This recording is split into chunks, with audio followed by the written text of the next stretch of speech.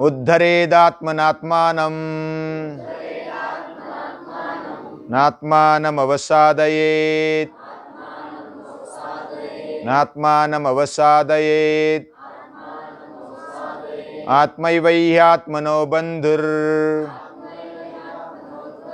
आत्मैवह्यात्मनो बन्धुर् आत्मैव रिपुरात्मनः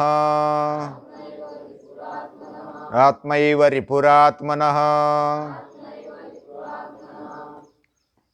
हमने पहले अध्याय से लेकर के अब तक थोड़ा थोड़ा अभ्यास किया, गीता का अभ्यास।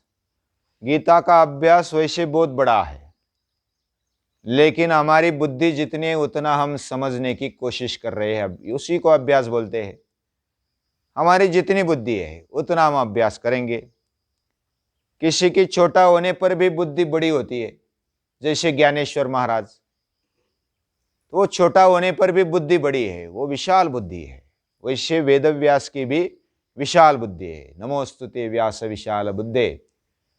महर्षि वेदव्यास जी ने महाभारत लिखा और उसमें गीता दे दी, और गीता पूरी दुनिया को मार्गदर्शन करती है। इतना सारा ज्ञान उसमें पड़ा है, इतना सारा कर्म का, भक्ति का, और जो भी हमारे जीवन का ज्ञान है वो उसमें भरा पड़ा है। जिसका इतना अध्ययन करेंगे उतना हमें समझ में आता है, कैसे जीना चाहिए, कैसे बोलना चाहिए, कैसे बैठना चाहिए, कैसे हमारा कर्म करना चाहिए, ये गीता माता बताती है।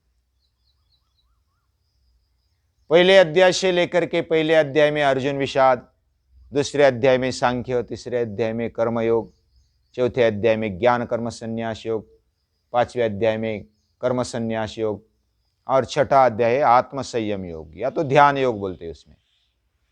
अभी ध्यान योग इसको क्यों नाम रखा गया है? क्योंकि उसमें ध्यान की प्रक्रिया बताई है। ध्यान कैसे करना चाहिए, एकाग्रता कैसे बढ़ानी चाहिए किसी भी काम के लिए। यानी पांचवें अध्याय में भगवान ने क्या बताया कि हमारा कर्म ऊंचे से ऊंचा कैसा हो, यानी अच्छे से अच्छा कर्म कैसा हो, ये पांचवें अध्याय में बताया। क्या बताया मालूम है? हम कर्म करें लेकिन हम अस्वस्थ न हो, ऐसा होना चाहिए। हम कर्म करने पर दुख होता है, शरीर दुखता है, या तो कोई ऐसी अस्वस्थता आ जाती है कि हमने न करने वाला कर्म कर दिया। झूठ नहीं बोलना चाहिए, झूठ बोल दिया तो हम अस्वस्थ हो जाते हैं। जो गलत काम नहीं करना चाहिए, गलत काम कर दिया तो हम अस्वस्थ हो जाते हैं। इस प्रकार जो नहीं करना चाहिए वो नहीं करना चाहिए, जो करना चाहिए वो करना चाहिए। हाँ, हमें योग में समझो कि ध्यान पूर्वक सुनना चाहिए तो सुनना चाहिए। हाँ, योग में ध्यान देकर सुनना चाहिए, अभ्यास करना चाहिए, योगाभ्यास, आसन, प्राणायाम, सूर्य नमस्कार आदि। इस समय सोना नहीं चाहिए। तो जिस समय जो करना चाहिए वो करना चाहिए, जिस समय जो नहीं करना चाहिए वो नहीं करना चाहिए। ये सीधी बात है। ये भी अगर हम सीखेंगे तो बहुत सीखेंगे। तो पांचवें अध्याय में क्या बताया, कैसा कर्म करना चाहिए। अकर्मावस्था आनी चाहिए, ऊंचा ध्येय लेकर, भगवान को साथ लेकर, उसको अर्पण करते हुए हम कर्म करें। जो भी हम करेंगे भगवान के कारण करते, हमारे अंदर वो शक्ति बैठी है, और उसके कारण हम चल सकते, बैठ सकते, उठ सकते हैं, खा सकते, पी सकते, सब कुछ वो उसी के कारण करते। वो अगर चला गया तो राम बोलो भाई राम। कितने 4 कंधों के ऊपर हमें जाना पड़ता है स्मशान भूमि में। तो हमारे अंदर जो शक्ति बैठी है वो हमें सब करवाती है। उसको ध्यान देकर जो भी करेंगे उसको अर्पण करना है और करते जाना है। हमें खाना चाहिए क्योंकि भगवान को हमें तृप्त करना है। हम खाना पेट भरने के लिए खाते हैं क्या? कोई कोई खाता है, लेकिन पेट भरने के बाद ज्यादा भर देता है और वो गैस हो जाती है, पेट दुखने लगता है, उल्टी होती है। ये क्यों हो गया? हमने ज्यादा खाया, खाने के लिए खाया। हाँ, खाने के लिए हम जी रहे हैं, ऐसा नहीं चाहिए। हम जीने के लिए खा रहे हैं, ऐसा होना चाहिए। तो पांचवें अध्याय में हमें जो कर्म करना चाहिए वो कर्म न चिपकते हुए भगवान को अर्पण करते हुए कर्म करना चाहिए। उसको अकर्मावस्था बोलते हैं। और इस अकर्मावस्था की जो ऊंचाई है वो बहुत बड़ी है।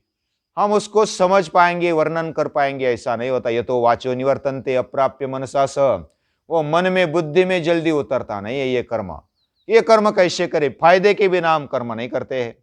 कुछ ना कुछ मिलना चाहिए तो कर्म करते हैं। बिना कुछ इच्छा के कैसा कर्म करेंगे?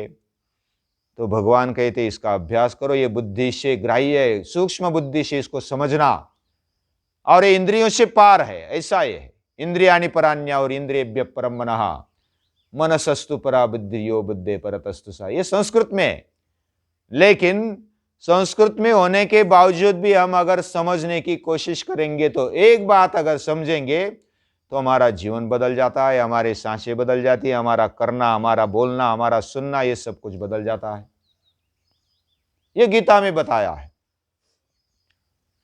वो हमें जल्दी समझ में नहीं आता कि कैसे कर्म करे, तो सूक्ष्म बारीक बुद्धि से विचार करते हुए ये समझना चाहिए। हम अगर फायदे के लिए कर्म करते हैं तो कर्म कर लिया, लेकिन फायदा नहीं हुआ तो हम निराश हो जाते हैं, क्रोधित हो जाते हैं, नाराज हो जाते हैं और बैठ जाते हैं। हाँ, पाठशाला में अच्छा मिलेगा, अच्छा रहने को मिलेगा और सब वातावरण अच्छा है, ये सब मन में लाकर आए, लेकिन इधर आकर मूड बदल गया तो बस बदल गए। ऐसा नहीं होना चाहिए।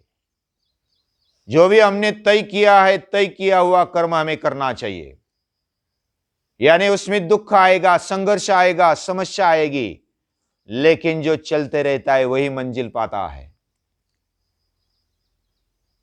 जो रुकता है वो रुकता है, वो उसको मंजिल नहीं मिलती, सिद्धि नहीं मिलती। लेकिन हम बड़े डट कर खड़े हैं, जो भी हमने तय किया है वो कर रहे हैं। थोड़ा दुख भी आता है तो सहन कर लेते हैं, आगे बढ़ते हैं। थोड़ा सहन करना है, थोड़ी देर का होता है वो। हाँ, डर के उस पार जीत है, ऐसा बोलते हैं ना। कभी कभी डर लगता है, लेकिन उसको पार करेंगे तो उसके आगे जीत है। दौड़ते दौड़ते या तो व्यायाम करते करते थक जाते, थोड़ा सा आराम कर लिया, फिर उठ गए, फिर आराम करेंगे, छोड़कर व्यायाम करने लगे, सूर्य नमस्कार करने लगे। धीरे धीरे हमारी शक्ति इतने बढ़ने लगती है, हम कितने भी व्यायाम करें, सूर्य नमस्कार करें, तो हम थकते नहीं है, ऐसी कैपेसिटी आ जाती है। तो हमें उत्तम बनना है, उत्तम पुरुष बनना है। ये ध्येय देकर 5वें अध्याय में भगवान ने बताया कि उसके लिए अभ्यास की जरूरत है। उसके लिए तू खड़ा हो जा। हमें ऐसा लगता है कि हम किस खेत की मूली, किस झाड़ की पत्ती, हमें ऐसा लगता है। यानी हम अपने आप को कम समझते हैं कि मैं छोटा हूं, मैं कैसे कर सकता हूं, बाकी बड़े तो कर सकते हैं। लेकिन आप में से छोटे छोटे कर रहे। देखो, ऋषि कर रहा है, सुधनवा कर रहा है, ये राज भी कर रहा है, ये भीमा भी कर रहा है। छोटे छोटे होने के बावजूद भी कर रहे हैं। मैं छोटा हूं, मैं किस झाड़ की पत्ती, मैं किस खेत की मूली, ऐसा समझेंगे तो होगा क्या? अपने आप में अपना कर्म अच्छा होगा क्या? मुझे, मेरे अंदर करने की क्षमता है, भगवान मेरे अंदर रहता है और उसको अंदर जगाना चाहिए। और गीता यही कहती है, तू छोटा नहीं है, तू मेरा अंश है, तेज का अंश है। छोटा शेर का बच्चा ऐसा समझता है कि मैं छोटा हूं, वो तो दहाड़ लगा देता है तो बकरियां भेड़िया भागने लगती है। एक शेर, छोटा बच्चा भी दहाड़ने लगता है तो क्या होता है? बकरी भेड़िया कितने भी हो, सैकड़ों बकरियां हो, वो भागने लगती है कि नहीं लगती? हम शेर है, शेर के बच्चे, शेर के बछड़े। उद्धरेद आत्मनात्मानम न आत्मानम अवसादयेत, अपने आप को कम मत समझो, ये गीता बताती है। और हम अपने आप को छोटे समझेंगे तो ये अपराध है, ऐसी गीता। हम अपने आप में शत्रु बन जाते हैं। मैं नहीं कर सकता, मैं तो छोटा हूं, मैं बहुत ही नाराज हूं, निराश हूं। अपने आप को ऐसा मत समझो। हमारे अंदर भगवान बैठा है कि नहीं बैठा है? हमारे अंदर वो चैतन्य बैठा है कि नहीं बैठा है? हम देख सकते, क्यों देख सकते? हम सांस ले सकते, क्यों ले सकते? हम नींद में थे, फिर उठ गए कि नहीं उठ गए? हमारा हृदय चलता है कि नहीं चलता है? कौन चलाता है? हम चलाते हैं। हम पंपिंग करते हैं क्या? वो अपने आप चलता है, अपने आप कोई भी नहीं चलता, वो भगवान चलाता है। हमारी सांसें चलती है, कौन चलाता है? तो भगवान बोलते अपने आप को कम मत समझो, तुझ में ताकत है, तू कर सकता है, हो सकता है। ये कैंडो वृत्ति भगवान बढ़ाते हैं। उद्धरेद आत्मनात्मानम न आत्मानम अवसादयेत।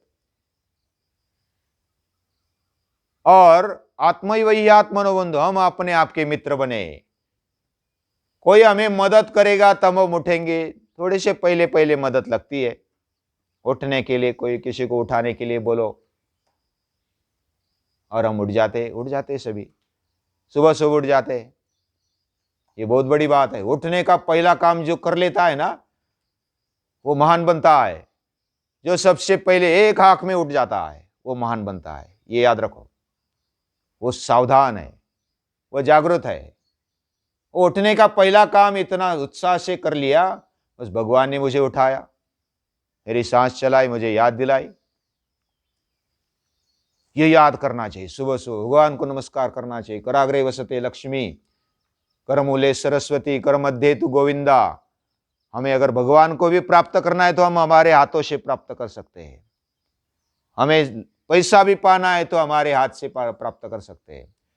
विद्या भी पानी है तो हम मेहनत से प्राप्त कर सकते हैं। यह हिम्मत होनी चाहिए, ऐसे गीता बताती है। अब थोड़ा थोड़ा हर रोज सीखेंगे गीता क्या बताती है। हाँ, आज के लिए इतना ही। छोटा छोटा हम अभ्यास करेंगे और आगे बढ़ेंगे। सभी को नमस्कार।